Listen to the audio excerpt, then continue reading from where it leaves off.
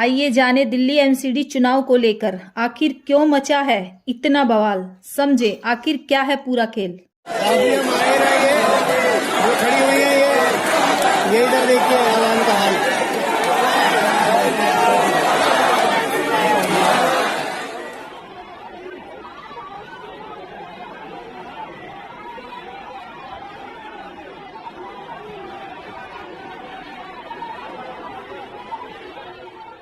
AIN news. Delhi नगर निगम MCD के मेयर चुनाव को लेकर जो भी बवाल मचा हुआ है। एमसीडी के मेयर और डिप्टी मेयर का चुनाव शुक्रवार 6 जनवरी को होना तय था, लेकिन एमसीडी के बैठक में एक बड़े हंगामे के बाद ये चुनाव अभी नहीं हो पाया। आखिर एमसीडी मेयर चुनाव को लेकर इतना हंगामा आखिर क्यों हो रहा है, इसमें दिल्ली के उपराज्यपाल LG की भूमिका पर आम आदमी पार्टी क्यों इतने सवाल उठा रही है, हम इन 5 बातों से आपको समझाने की कोशिश करते हैं। नंबर 1, एमसीडी मेयर पद का कोई छोटा मोटा पद तो नहीं है। एमसीडी के मेयर के पास कई प्रकार की ताकत होती हैं। ऐसे ये भी कह सकते हैं कि एमसीडी के मेयर के पास एक प्रकार से दिल्ली के मुख्यमंत्री से भी ज़्यादा शक्तियाँ होती हैं। इसलिए यह सारा खेल अब अपनी अपनी ताकत का हो गया है। पहले हम आपको बताते हैं कि एमसीडी मेयर कैसे इतने पावरफुल होते हैं। दरअसल एमसीडी मेयर नगर निगम के अधिकार से जुड़े कोई भी फैसला लेने के लिए बिल्कुल स्वतंत्र हैं। साथ ही उन्हें किसी भी फैसले के लिए अपनी फाइल दिल्ली के LG या केंद्र के पास भेजने की अनिवार्यता नहीं है, जबकि CM को भी फाइल भेजनी होती है। मेयर निगम के किसी भी अधिकारी और कर्मचारी का तबादला अपने आप कर सकते हैं। नंबर 2, बता दें वैसे तो किसी भी राज्य का मुख्यमंत्री क्षेत्र का प्रशासक होता है, लेकिन दिल्ली के मामले में यह कहानी थोड़ी सी अलग है। देश की राजधानी होने की वजह से दिल्ली में मुख्यमंत्री के पास इतने ज़्यादा अधिकार नहीं है। मुख्यमंत्री को सभी फैसलों की फाइल LG के पास भेजना अनिवार्य होती है। इसके अलावा इन फैसलों को मानने के लिए उपराज्यपाल बिल्कुल बाध्य नहीं है। दिल्ली के CM सरकार के अधीन आने वाले कर्मचारियों का तबादला भी नहीं कर सकते। वह केवल सरकार से जुड़े फैसले ले सकते हैं, लेकिन LG की मंजूरी लेनी उनको जरूरी है। सभी फाइलों की मंजूरी के लिए केंद्र और LG के पास भेजना भी अनिवार्य है।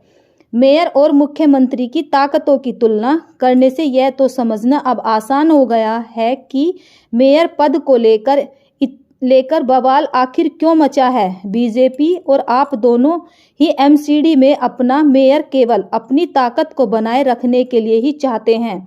आम आदमी पार्टी का मेयर बन जाता तो मुख्यमंत्री अरविंद केजरीवाल काफ़ी पावरफुल हो जाएंगे। वहीं अगर बीजेपी का मेयर बन गया तो ऐसे में टकराव और भी ज़्यादा बढ़ेगा, क्योंकि मेयर सरकार के आदेश मानने के लिए बाध्य नहीं है। ऐसी स्थिति में CM कम शक्तिशाली होंगे। नंबर 3, अब आपको ये बताते हैं कि इस चुनाव में दिल्ली के LG की आखिर क्या भूमिका है और आप व LG में टकराव आखिर क्यों हुआ। दिल्ली के उपराज्यपाल VK सक्सेना ने मेयर के चुनाव के लिए बीजेपी पार्षद सत्या शर्मा को पीठासीन अधिकारी के रूप में नामित किया था। नियुक्ति पर प्रतिक्रिया व्यक्त करते हुए आम आदमी पार्टी ने बीजेपी पर अपना आरोप लगाया कि वह सभी लोकतांत्रिक परंपराओं और संस्थानों को पूरी तरह से नष्ट करने पर उतारू है। दरअसल उपराज्यपाल ने दिल्ली की आप सरकार की ओर से भेजे गए मुकेश गोयल के नाम की जगह बीजेपी पार्षद को प्रोटेम स्पीकर बना दिया था। दिल्ली के CM अरविंद केजरीवाल ने LG पर केंद्र सरकार के प्रतिनिधि होने का भी गंभीर आरोप लगाया। उन्होंने कहा कि उपराज्यपाल एमसीडी मेयर चुनाव को प्रभावित करने की पूरी कोशिश कर रहे हैं और जानबूझकर ऐसे सदस्यों को चुन रही हैं जिससे पक्षपातपूर्ण तरीके से अधिक पार्षद बीजेपी की ओर मुड़ जाएंगे। नंबर 4, उपराज्यपाल VK सक्सेना की ओर से नियुक्त 10 एल्डरमैन मनोनीत पार्षद और पहले शपथ दिलाने को लेकर आम आदमी पार्टी के पार्षदों के तीखे विरोध के बीच नवनिर्वाचित दिल्ली नगर निगम की पहली बैठक शुक्रवार को महापौर उप महापौर के चुनाव कराए बिना ही स्थगित कर दी गई थी।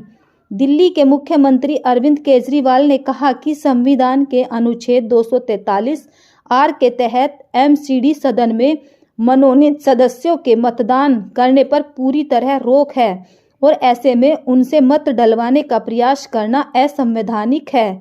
आप विधायक सौरभ भारद्वाज ने दावा किया है कि मनोनीत सदस्य एमसीडी सदन में कभी मतदान नहीं करते। उन्होंने आरोप लगाया न तो महापौर चुनाव में और न ही उप महापौर चुनाव में उन्हें स्थायी समिति के सदस्यों के चुनाव में भी वोट डालने की अनुमति भी नहीं है। बीजेपी गलत तरीकों से अपने वोटों की संख्या बढ़ाने की पुरजोर कोशिश कर रही है। नंबर 5, मनोनीत सदस्यों को पहले आप शपथ दिलाने को लेकर आम आदमी पार्टी और बीजेपी के सदस्य आपस में ही भिड़ गए थे। एक दूसरे पर कुर्सियां भी फेंकी और धक्का मुक्की की। इस वजह से सदन की बैठक को महापौर और उप महापौर का चुनाव कराए बिना ही स्थगित कर दिया गया था। बता दें कि आपने पिछले साल दिसंबर में हुए एमसीडी चुनाव में 134 वार्ड में अपनी जीत दर्ज कर एमसीडी में बीजेपी के 15 साल पुराने शासन का अंत तो कर दिया था, जबकि बीजेपी चुनाव में 104 वार्ड में विजयी रही थी। बाद में मुंडका के निर्दलीय पार्षद गजेंद्र दराल बीजेपी में शामिल हो गए थे। मेयर चुनावों में कुल वोट 274 हैं। संख्या बल आम आदमी पार्टी के पक्ष में है, जिसके पास मुकाबले 150 वोट हैं, जबकि बीजेपी के 113 मत हैं। एमसीडी में 250 निर्वाचित पार्षद शामिल हैं। दिल्ली में बीजेपी के 7 लोकसभा सांसद और आप के 3 राज्यसभा सदस्य व दिल्ली विधानसभा के अध्यक्ष की ओर से नामित 14 विधायक भी महापौर और उप महापौर पद के लिए होने वाले चुनाव में हिस्सा लेंगे। 9 पार्षदों वाली कांग्रेस ने मतदान में हिस्सा लेने का फैसला किया है। रहने के लिए हमारे YouTube चैनल को सब्सक्राइब करें और बेल आइकन को दबाएं। और आप ये वीडियो अगर फेसबुक पर देख रहे हैं तो लाइक ज़रूर करें और ज़्यादा से ज़्यादा शेयर करें। धन्यवाद।